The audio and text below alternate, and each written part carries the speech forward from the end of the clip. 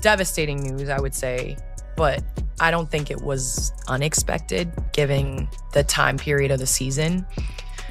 Caitlin Clark announced on her social media that she will miss the rest of the season. She captioned it in short, in part, "I had hoped to share a better update, but I will not be returning to play this season. I spent hours in the gym every day with a singular goal of getting back out there. Disappointed isn't a big enough word to describe how I am feeling." She was limited to 13 games this season. This is explosive.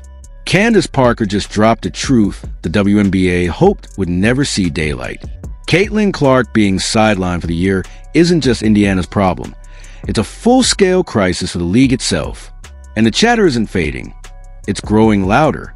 What if Clark decides she's had enough and walks away from the WNBA completely? That's not paranoia. That's a doomsday scenario. The league thought it had time to fix its flaws. It doesn't. Ask yourself, if Caitlin Clark walked out tomorrow, what would be left of the WNBA? The honest answer, chaos. A wreck the league could no longer hide. Now, just 2 seasons into her pro career, Clark is officially shelved with persistent groin and leg injuries. Even in her careful public statements, the frustration bleeds through. Fans can read between the lines. This isn't only about a lost year. It's about crushing pressure, a broken system that failed her, and a league unwilling to shield the very superstar keeping it afloat.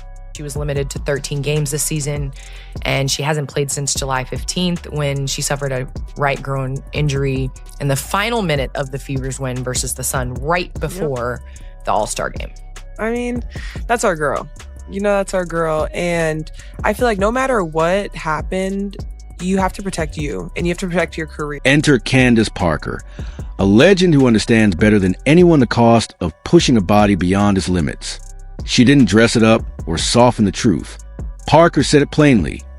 Caitlin Clark made the right choice by shutting it down. She admitted that late in her own career, she ignored the warning signs, tried to grind through injuries, and paid dearly for it. Her message to Clark couldn't have been clearer. Don't let the league pressure you into sacrificing your future. Don't repeat my mistake. Protect your body first. That's not just advice. That's hard-earned wisdom, delivered with the authority of someone who's lived it. There's no reason to force anything. And I feel like her just kind of having that approach of doing what's best for her is all we can ask for. Because we'd rather Caitlin sit out and then come back next season and we're ready to roll and we're ready to rock. And so we've just been supporting her and she's been supporting us. She's always there. We're getting to watch film and she's in there walking through saying, "Hey," and we're like, get out, go do what you need to do. But I mean, she's still the same. And I feel like our approach, because we've been missing her for so long, is just to come in and compete. And we have a good rhythm, I think, with everyone that's came in. And so just keeping that as our main focus. But here's the real issue. This isn't just about Caitlin Clark's health. It's about the WNBA's entire future dangling by a thread. Every metric that matters, attendance, TV ratings, jersey sales, exploded because of her. She didn't just elevate Indiana. She dragged the whole league into relevance. And now, the WNBA's golden ticket is stuck on the sidelines in street clothes while executives scramble to spin the disaster. The question everyone's afraid to ask is the most obvious one. What if Clark decides she's done? What if she chooses her career, her body, her future, over grinding herself in the ground for a league that won't even protect her? The fallout would be nuclear. Let's be honest. Fans didn't suddenly fall in love with the WNBA brand. They came for Clark. They filled arenas for her. They bought her jersey. They tuned in for her highlights. Take her away, and you're right back to half-empty gyms and forgotten live streams. And the worst part? This was avoidable. The league gambled by refusing to protect her. Night after night, games turned into brawls. Defenders hip-checking, elbowing, shoving her midair. It looked more like hockey than basketball. The refs swallowed their whistles. The commissioner's office stayed silent. Everyone pretended it was just physical play. Now their golden goose, the one laying every golden egg, is gone for the season.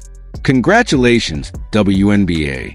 Brilliant strategy. White had said that they were hopeful that Clark would return by the end of the regular season, but Caitlin was unable to fully reincorporate back into practice. And, she had never missed a game in her collegiate career or first year in the WNBA. So this is definitely a blow, I'm sure, for the organization, but also for her.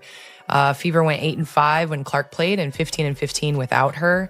You all did win the Commissioner's Cup for the first time in franchise history without her. So maybe that is also another precursor. But big picture from the outside looking in, I have been a player that has had a number of injuries. Parker sees it for what it is. Playoff basketball isn't just tough, it's brutal, faster, harder, nastier. The absolute worst time to push a star back from injury. You don't drive a Ferrari into a demolition derby. But that's exactly what the WNBA seemed ready to do. Trot Clark out limping just to squeeze a few extra ratings points. That's not leadership. That's desperation. The truth is, Clark knows where the real leverage lies. She doesn't need the WNBA. The WNBA needs her. She could walk away tomorrow and still have endless options. Broadcasting, endorsements, overseas ball, even building her own brand from scratch. Meanwhile, the league has been a charity case for decades, kept alive by NBA backing. After years of struggling to matter, the WNBA finally caught fire, and it was Clark who lit the match. One player, barely into her sophomore season, did more to grow the game than every commissioner's speech combined. That's why the talk of her quitting doesn't feel like some wild fantasy. Fans are already saying it themselves. If Clark's not playing, I'm not watching. That loyalty belongs to her, not the league. That if she walks, they walk. And that, for the WNBA, is what instant regret looks like. And taking the time, and there is a difference in being a role player and coming in and playing a role and coming in off of an injury. There is a rhythm. But when you are Caitlin Clark and you have the ball in your hands and you are on the other team's scouting report, to come in half and not be able to be in that amount of, I would say, rhythm of the game, because the rhythm of the game changes towards the end of the year. And so when it started getting closer to the end of the regular season, I was like, it's dangerous to come back during playoff basketball because the whole flow, the physicality, all of that is different. And so I know it's difficult to kind of take time and understand the big picture, especially when you're living with tunnel vision and you've worked so hard to get to where you're at, but it's the smart thing. And I'm proud of this generation for taking the time they need, looking at the bigger picture, and making sure that they get healthy. So, Caitlin Clark, hope you feel better. You have a great off season and you come back. Clip 4. Candace Parker deserves credit for saying what the WNBA wouldn't. She wasn't just advising Caitlin Clark. She was sending a warning to the league. Respect your players. Stop running them into the ground. Stop forcing stars back too soon. Clark isn't some rotation piece. She's a player every scouting report circles in red. If she's not 100%, she doesn't belong on the floor. Parker practically applauded Clark for realizing that before it was too late. But this isn't only about health. It's about trust. Clark gave everything to game, grinding for hours daily in rehab to get back. You could hear the heartbreak in her voice. And yet, when it came time for gratitude, she thanked her fans and her teammates. Not the league, not the refs, not leadership. That silence spoke louder than words. The fans showed up for her. The league didn't. That's why the Clark could walk away. Talk feels so real. She's already learned the WNBA won't protect her. So why keep playing a rigged game? Think about what happens if Clark calls it quits. Europe would pay her tax-free to play fewer games with real officiating. Broadcasters and sponsors would line up overnight. She could even walk away from basketball entirely and build an empire in media, endorsements, or nil-style projects. She doesn't need the WNBA. The WNBA needs her. And this isn't happening in a vacuum. The league has been here before. Complaints about salaries, travel, facilities, always circling, never fixed. Then Clark burst onto the scene and fans flooded in. For a moment, it looked like the old problems had disappeared. But the second Clark got hurt, the curtain dropped. The same old WNBA flaws came roaring back. That's why Parker's voice hit so hard. She admitted that in her own career she ignored injuries, pushed her body past the limit, and paid for it. Now, as a legend, she's waving the red flag. Don't repeat my mistakes. The fact she even has to say it proves the league hasn't learned.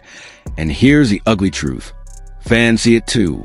They watch Clark get battered, hacked, shoved, while refs swallow whistles and leadership stayed silent. No press release will erase that, which is why the idea of Clark leaving isn't fantasy. It's a live possibility. If she walks, fans walk too. And when they go, so do the ticket sales, the jersey numbers, and the TV ratings. Because Clark isn't just another star. She's a star. She's the one who filled arenas, turned games into events, and brought millions of new fans. You can't replace her. Period. Without her, the league slides back into irrelevance overnight. Clark knows it. The fans know it. And now, thanks to Parker, the league can't pretend otherwise. Clark proved she understands her value when she chose her future over a desperate playoff push. That decision speaks volumes. She held up her end, delivered the hype, the ratings, the highlights, and the league repaid her with elbows, flagrant fouls, and silence until her season collapsed. This is year 2. She should be headlining playoff highlights, not watching them.